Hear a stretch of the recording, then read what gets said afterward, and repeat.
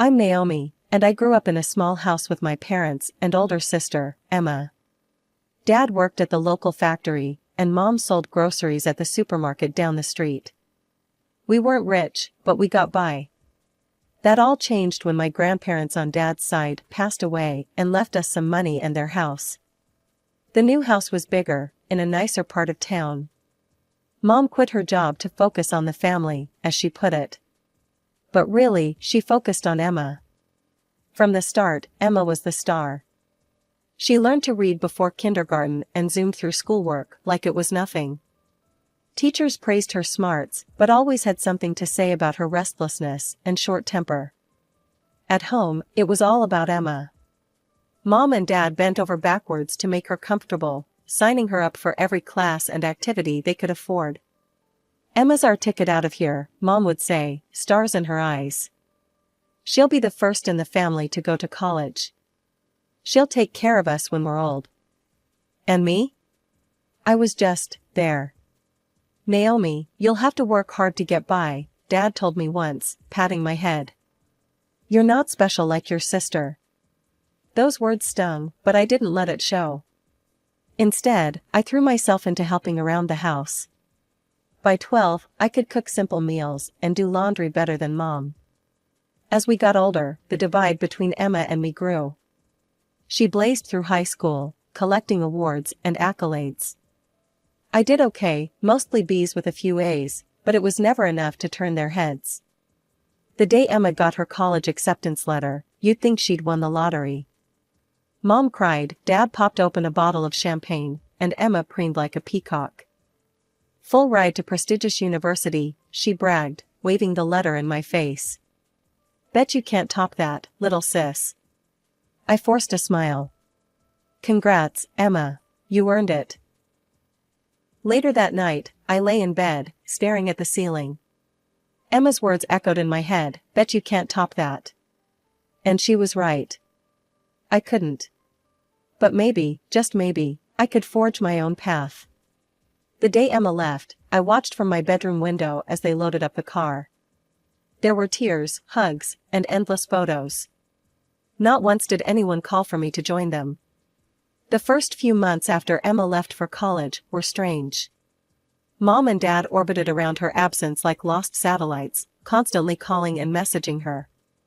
They'd gather around the phone, hanging on her every word about classes, new friends, and college life. "Our little genius," Mom would coo after each call. "She's going to change the world." I'd roll my eyes and retreat to my room or lose myself in housework. It was easier than listening to them gush about Emma's latest achievements. But then, something changed. The calls became less frequent. Emma's responses to texts grew shorter, sometimes just a terse "busy" or "later." I could see the worry lines deepening on Mom's face. About 6 months into Emma's freshman year, the bomb dropped. Mom was in the kitchen when her phone rang. Her face lit up when she saw it was Emma, but as she listened, her expression crumpled. "Emma, honey, what do you mean you're tired of us?" Mom's voice quavered. "We're your family." "I don't understand." I pretended to be engrossed in my homework, but my ears were straining to catch every word. When Mom hung up, she looked shell-shocked. The next few months were tense. Emma's calls became rare, and when they did happen, they were short and cold. Then, one day, another bombshell hit. "She's lost her scholarship," Dad announced at dinner, his face ashen. "Emma's failed most of her classes. She says we need to pay for her tuition now." I nearly choked on my peas. "How much?" I asked, dreading the answer. When Dad named the figure, I thought he was joking. But the grim look on his face told me otherwise. "We'll have to take out a loan," Mom said, her voice trembling. "We can't let her drop out. She's so close to her dream." I wanted to scream. Their dream, not Emma's. But I kept my mouth shut and excused myself from the table. Over the next few months, I watched as my parents stretched themselves thin trying to keep Emma in college. They took out loans, cut back on expenses, and even dipped into their retirement savings. All for Emma, who seemed to grow more demanding with each passing day. It was during this time that they suddenly seemed to remember my existence. Mom started asking about my day, and Dad would inquire about my plans for the future. One evening, Mom cornered me in the kitchen. "Naomi, honey, have you thought about college? There are some good state schools nearby." I raised an eyebrow. "And how exactly would we pay for that?" She waved her hand dismissively. "Oh, we'd find a way. You're our only hope now." I nearly laughed at the irony. After years of being the afterthought, I was suddenly their only hope. But I wasn't about to jump through hoops for their approval now. "I'm planning to work after graduation," I said flatly. "College isn't for everyone." As my high school graduation approached, the pressure intensified. My parents, drowning in debt from Emma's failed college attempt, suddenly became obsessed with my future. "You could get scholarships," Dad insisted one night. "Your grades aren't bad." I sighed. "Dad, my grades are average at best. I'm not getting a free ride anywhere." "But you have to try," Mom chimed in. "We're counting on you, Naomi." Those words hit me like a slap. After years of neglect, they were counting on me? The audacity was breathtaking. So, I made a decision. The day after graduation, I started job hunting. I wasn't going to college, at least not yet. I needed to stand on my own 2 feet, away from the shadow of Emma's failures and my parents' misplaced expectations. My first job wasn't glamorous. I landed a position at a small advertising agency, mostly doing grunt work, filing papers, getting coffee, and occasionally sitting in on meetings. Every paycheck felt like a step towards independence. Meanwhile, the situation at home was growing more tense by the day. Emma had dropped out of college, leaving our parents with a mountain of debt and shattered dreams. And then came the next bombshell. I remember the day clearly. I had just gotten home from work when I heard raised voices from the living room. "Pregnant?" Mom's voice was shrill. "Emma, how could you be so irresponsible?" I peeked around the corner to see Emma, looking defiant as ever, facing off against our shell-shocked parents. "It's not a big deal," Emma said, rolling her eyes. "Tyler's loaded. His family will take care of everything." I couldn't believe what I was hearing. Emma had always been self-centered, but this was a new low. She was treating her pregnancy like a get-rich-quick scheme. Over the next few weeks, our house turned into a war zone. Mom and Dad were constantly on the phone, trying to reach Tyler's family. Emma lounged around, acting like a princess waiting for her prince to sweep her off her feet. And me?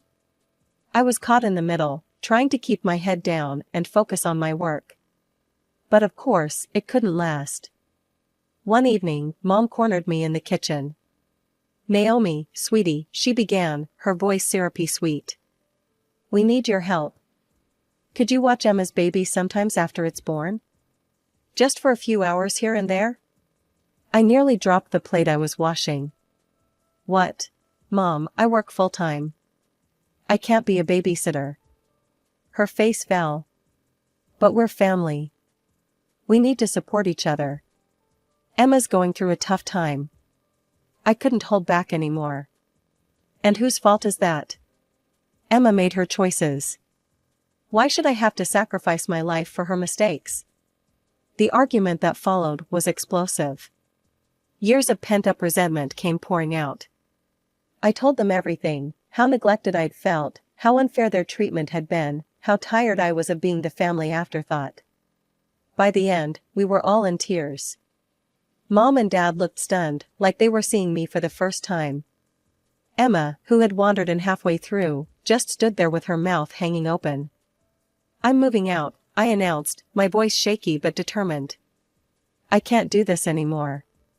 I need to live my own life." Within a week, I had found a small apartment and moved out. For the next few months, I threw myself into my work. The advertising agency became my second home. I volunteered for every project, stayed late to learn new skills, and slowly but surely, started climbing the ladder. Emma had her baby, a boy. Tyler's family agreed to support the child financially, but Tyler himself wanted nothing to do with Emma or the baby. Last I heard, she was still living at home, letting our parents raise her son while she tried to figure out her life. Years flew by at the advertising agency. I'd worked my way up from coffee runner to junior copywriter, but I hit a ceiling. My boss, Sarah, called me into her office one day. "Naomi, you've got talent," she said, leaning back in her chair. "But without a degree, I can't promote you further. Company policy." That night, I crunched numbers. It would be tough, but I could do it. I'd been saving, living frugally in my tiny apartment. With some sacrifices, I could afford part-time classes at the local college. For grueling years later, I stood in my cap and gown, diploma in hand. I'd done it. Bachelor's degree in marketing and communications, with honors. Sarah was there, beaming like a proud mom. "I knew you had it in you, kid," she said, hugging me. "There's a senior copywriter position with your name on it." My career took off like a rocket after that. I moved up to senior copywriter, then account manager. I was handling major clients, pitching big ideas. It was at a client mixer that I met Jack. He was smart, funny, and didn't take himself too seriously. We bonded over our shared love of cheesy 80s movies and terrible puns. Before I knew it, we were dating. A year flew by, and Jack proposed. It wasn't some grand gesture, just a quiet moment in our favorite park. It felt right. As we planned the wedding, I knew I couldn't put it off any longer. It was time to face my family. We drove up to the house, and Mom answered the door, her eyes widening in shock. "Naomi, is that really you?" Dad appeared behind her, looking older than I remembered. "Who's this?" he asked, eyeing Jack suspiciously. "This is Jack," I said, squeezing his hand. "My fiancé." You could have heard a pin drop in the silence that followed. Then, surprisingly, Mom burst into tears and hugged me. Dad shook Jack's hand, a bit too firmly. We settled in the living room, the air thick with unspoken words. Emma slouched in, a son on her hip. She looked tired, resentful. "So," Mom said, breaking the ice. "Tell us about yourself, Jack." As Jack chatted about his job in software development, I could see my parents' eyes light up. When I mentioned my degree and promotion, they practically glowed with pride. "2 college graduates in the family," Dad exclaimed. "Who would have thought?" Emma snorted from her corner. "Well, isn't this cozy?" The prodigal daughter returns, all successful and engaged. "So, what's the rush?" "Knocked up, are you?" The room went silent. Jack tensed beside me, but I put a hand on his arm. "I'd handle this." "Actually, Emma," I said, keeping my voice level, "Jack and I are getting married because we love each other and want to spend our lives together. We're planning for kids, sure, but only after we're financially stable and can provide them with a good life. You know, responsible family planning? You might want to look into it." Emma's face turned red. Mom gasped. Dad coughed awkwardly. "Well," Jack said, breaking the tension. "Who wants to see pictures of the venue?" The year leading up to the wedding was a whirlwind of planning, decisions, and, unfortunately, family drama. Jack and I had decided on a simple but elegant affair, nothing too extravagant. We wanted a day that reflected us, not some over-the-top production. My parents, however, had other ideas.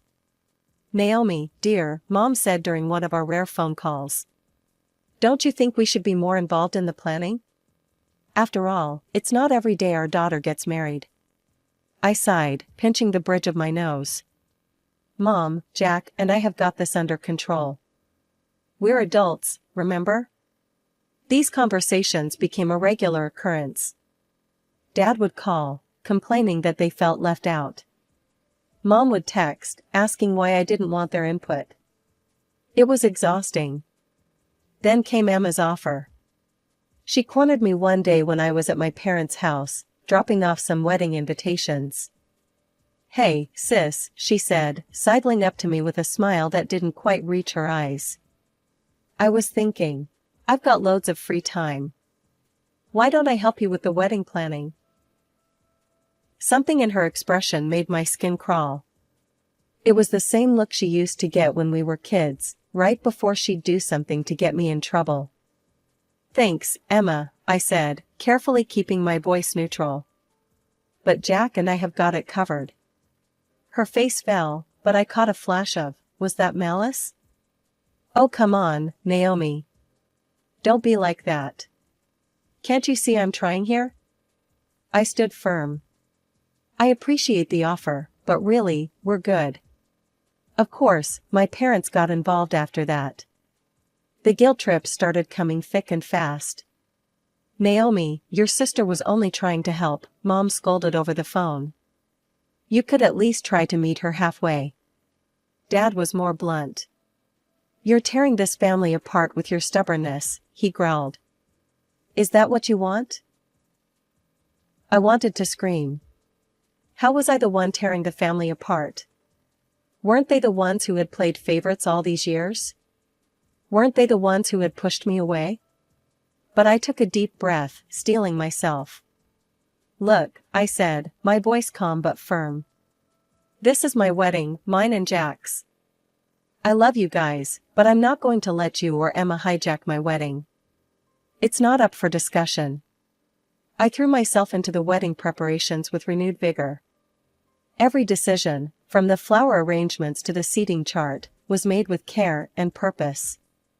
This wasn't just a wedding anymore. It was a statement. A declaration of independence. 2 weeks before the wedding, my world turned upside down.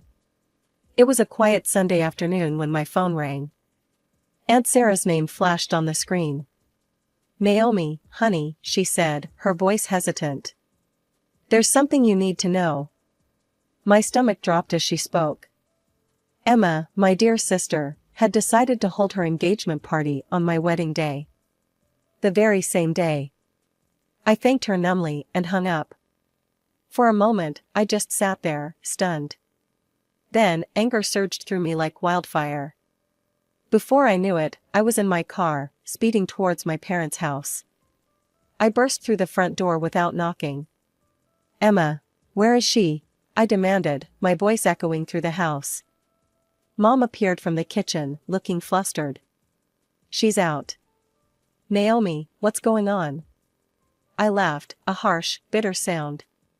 What's going on? Oh, I don't know. Maybe the fact that my dear sister is planning her engagement party on my wedding day. The color drained from my parents' faces.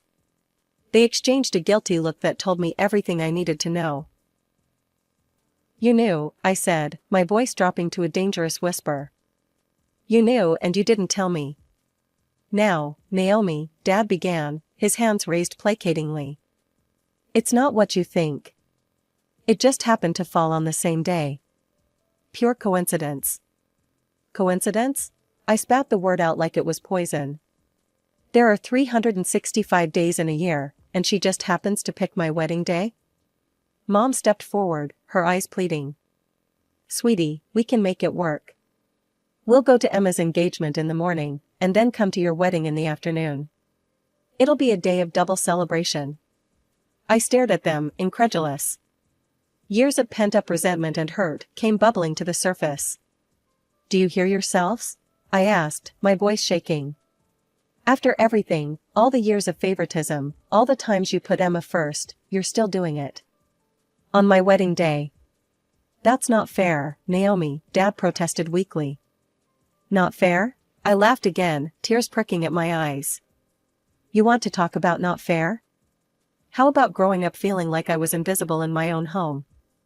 How about watching you bend over backwards for Emma while I had to fend for myself? How about the fact that even now, when I'm finally happy, she has to try and ruin it? My parents stood there, shocked into silence.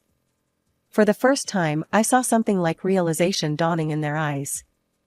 I'm done, I said, my voice quiet but firm. I'm done competing for your attention. I'm done being the afterthought. You have a choice to make. You can come to my wedding, my whole wedding, not just part of it, or you can go to Emma's engagement. But you can't do both. With that, I turned and walked out, leaving them standing in stunned silence. I spent the evening drafting a polite but firm email to all our guests, explaining that due to unforeseen circumstances, I needed to confirm attendance. I didn't mention Emma or her engagement. I didn't need to air our family drama to everyone. Over the next few days, responses trickled in. To my relief and gratitude, most of our guests confirmed they would be at our wedding. But there was still a knot of anxiety in my stomach. My parents hadn't responded. The morning of my wedding day dawned bright and clear. As the time for the ceremony approached, I waited nervously in the bridal suite, expecting, hoping, to hear my parents' voices. But they didn't come. The realization hit me like a punch to the gut. They weren't going to be there to walk me down the aisle. Just as panic started to set in, there was a knock at the door. My best friend Lisa opened it to reveal my Uncle Robert, my dad's brother. "Naomi," he said, his eyes tearing up as he saw me. "You look beautiful, sweetheart." "Uncle Robert," I choked out, fighting back tears. "They're not coming, are they?" He shook his head sadly. "I'm so sorry, honey. But listen, if you'll have me, I'd be honored to walk you down the aisle." With Uncle Robert by my side, I made my way down the aisle. Jack's face when he saw me made all the stress and drama fade away. In that moment, it was just us. After the ceremony, as guests mingled during the cocktail hour, I pulled aside one of the venue's security guards. "If anyone tries to come in late," I said, my voice firm, "don't let them in. No exceptions." I rejoined the party, determined to enjoy every moment. And I did. Surrounded by friends and family who had chosen to be there for us, I felt loved and supported. But then, as I was chatting with some college friends, I saw a commotion near the entrance. My heart sank as I recognized the voices. "Let us in. Our daughter is getting married." My mother's shrill voice carried across the room. "We're the parents of the bride. We have every right to be here." My father's angry tones joined in. I excused myself and made my way closer, staying out of sight. Through the glass doors, I could see them, my parents, Emma, and a man I assumed was her fiancé. They were arguing with the security guard, gesticulating wildly. "This is our daughter's wedding," Dad yelled, his face red with anger. "We're practically the hosts here." The security guard, to his credit, stood firm. "I'm sorry, sir, but I have strict instructions not to allow any late guests." "No exceptions." Emma pushed forward, her face twisted in a sneer. "Oh, I bet this was Naomi's idea. Always so dramatic." I felt a hand on my shoulder and turned to see Jack. "You okay?" he asked softly. I nodded, turning back to the scene. My parents were now threatening the guard, saying they'd call the police, that they'd sue the venue. It was embarrassing and heartbreaking all at once. Just then, my mother spotted me through the glass. Her eyes widened, and she started waving frantically, calling my name. My father and Emma joined in, all of them making a spectacle of themselves. I looked at them for a long moment, taking in the sight of my family, the people who were supposed to love and support me unconditionally, making a scene at my wedding. Then, with a calm I didn't know I possessed, I turned my back on them and walked away. "Come on," I said to Jack, taking his hand. "Let's go cut the cake. We have a marriage to celebrate." As we walked back to our guests, I felt a weight lift off my shoulders. For the first time in my life, I had truly put myself first. It hurt, yes, but it also felt right. This was my day, my life, my choice. The days following the wedding were a blissful blur. It was a sunny Tuesday afternoon when my phone rang. Mom's name flashed on the screen, and I felt a knot form in my stomach. Taking a deep breath, I answered. "Hello?" "Naomi," Mom's voice came through, tight with barely contained anger. "We need to talk about what happened at your wedding. Your own parents. And Emma. We raised you better than this. We never expected such attitude and neglect from you." Are you quite finished? I asked calmly when she paused for breath. No, I am not, she snapped. We're waiting for an official apology from you. You need to recognize your mistake and make this right. This time I couldn't hold back my laughter. It bubbled up from deep inside me, years of pent-up frustration finding release. Naomi, Mom gasped, sounding scandalized. This is no laughing matter. I took a deep breath, composing myself. You're right, Mom. It's not funny. It's sad. Sad that you still can't see how you've hurt me. Sad that you think I owe you an apology when you couldn't even be bothered to show up to my wedding. But Emma's engagement was on the same day by her choice, I cut in. And you chose her, again, like you always have. There was a long pause.